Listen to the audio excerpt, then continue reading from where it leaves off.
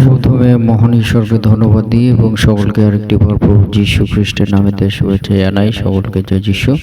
আসুন আজকে যে আমাদের আলোচনা বিষয় তা হলো ঈশ্বর আমাদের অন্ধকারে আলোক প্রদান করেন।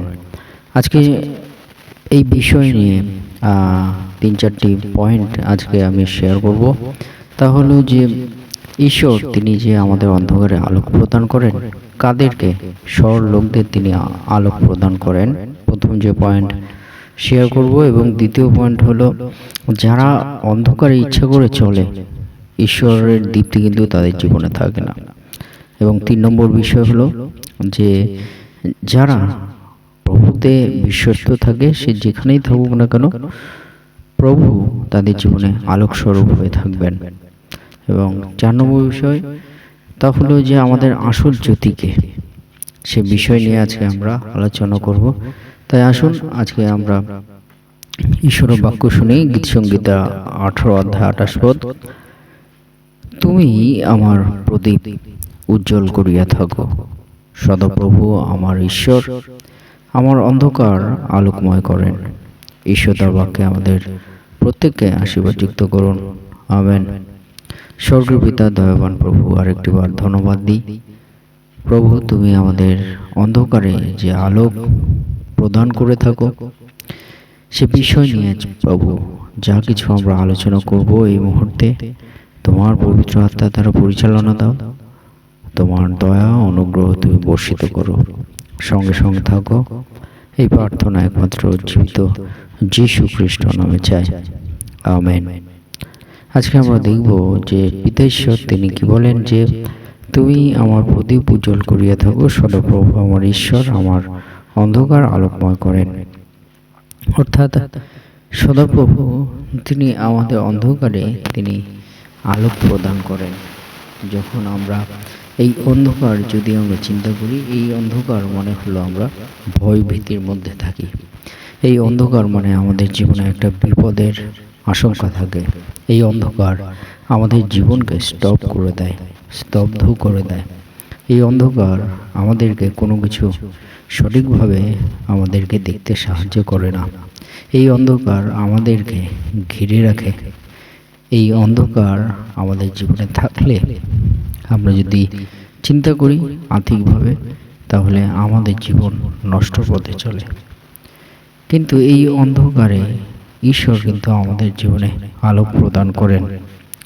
তাই প্রথমে বলতে চাই যে ঈশ্বর তিনি কাদের জীবনে আলোক প্রদান করতে চান। মূলত যদি আমরা ঈশ্বরের বাক্যে দেখি, যে গীতসংহিতা 112 অধ্যায় 4 পদ,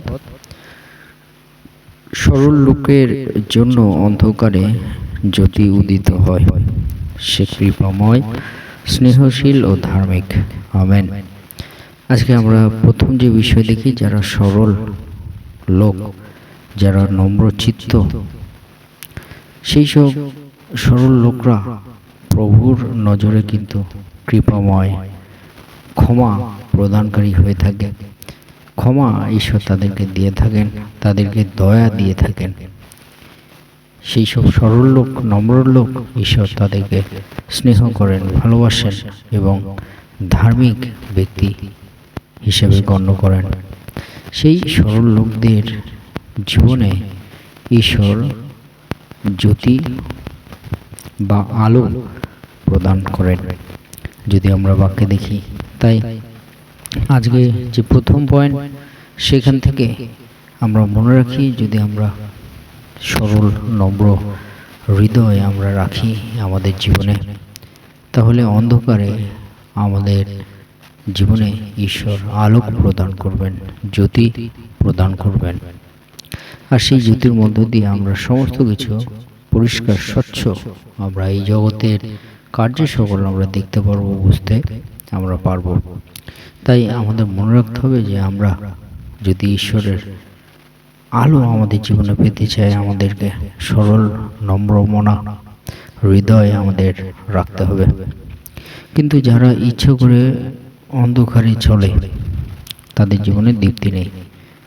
আমরা যদি দেখি, যিশায়া 50 অধ্যায় 10 পদ, বলছে, তোমাদের মধ্যে এমন কে আছে যে সদাপ্রভুকে ভয় করে, যে তাহার দাসের রবে কর্ণপাত করে?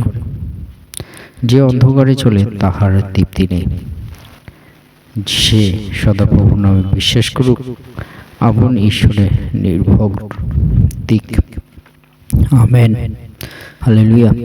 আমরা মনে রাখি যে যারা অন্ধকারে চলে তাদের কিন্তু দীপ্তি নেই। তাই যারা অন্ধকারে চলে, পিতা ঈশ্বর তাদের জীবনেও দীপ্তি দিতে চান, তাদের জীবনেও ঈশ্বর আশীর্বাদ করতে চান, তাদের জীবনেও ঈশ্বর আলোকিত করতে চান, তাদের জীবনেও ঈশ্বর দয়া দিতে চান। কিন্তু সেই যারা অন্ধকারে চলে তাদেরকে কি করতে হবে? সদাপ্রভুকে, ঈশ্বরকে বিশ্বাস করতে হবে, সমস্ত ভার তার হস্তে দিতে হবে। তাহলে ঈশ্বর তাদের জীবনেও দীপ্তি, আলো বা জ্যোতি প্রদান করবেন। এবং যারা প্রভুতে এই নির্ভর রাখে, যারা প্রভুতে বিশ্বাস রাখে, তারা যেখানেই যাক না কেন, যেমন অবস্থায় থাকুক না কেন, ঈশ্বর তাদের জীবনে আলোকস্বরূপ হইবেন, নিচে আলোকস্বরূপ হয়ে তাদের জীবনে কার্য করবেন, তাদেরকে পথ দেখাবেন ঈশ্বর। যদি আমরা দেখি যখন মিখা 7:8, হে আমার বিদ্বেষিনী, আমার বিরুদ্ধে আনন্দ করিও না, পতিত হইলেও আমি উঠিব, অন্ধকারে বসিলেও সদাপ্রভু আমার আলোকস্বরূপ হইবেন। আমেন। অর্থাৎ আমরা দেখি যারা প্রভুতে বিশ্বাস করে এবং প্রভুর উপর, সদাপ্রভুর উপর নির্ভর রাখে, তাদের জীবন পতিত হয়ে গেল, তাদের জীবন অন্ধকারেও থাকলেও স্বয়ং সদাপ্রভু তাদের জীবনে আলোকস্বরূপ হইবেন, তাদের জীবনে কার্য করবেন এবং তাদেরকে নতুন পথ দেখাবেন, তাদেরকে রক্ষা তিনি করবেন, উদ্ধার করবেন, পরিত্রাণ তিনি দান করবেন। তাই আসুন, আমাদের যে আলোকস্বরূপ ঈশ্বর, তিনি আসলে কে? আমরা যদি যখন 8:12 পাঠ করি, যিশু আমার লোকদের কাছে কথা কহিলেন, তিনি বলিলেন, আমি জগতের জ্যোতি, যে আমার পশ্চাৎ আইসে সে কোনো মতে অন্ধকারে চলিবে না, কিন্তু জীবনের তৃপ্তি পাইবে। আমেন। অর্থাৎ আমাদের যে ঈশ্বর, তিনি আমাদের অন্ধকারে আলোক প্রদান করবেন। সেই ঈশ্বর তিনি আমাদের জীবনে আলোকস্বরূপ হইবেন। সেই ঈশ্বর তিনি কে?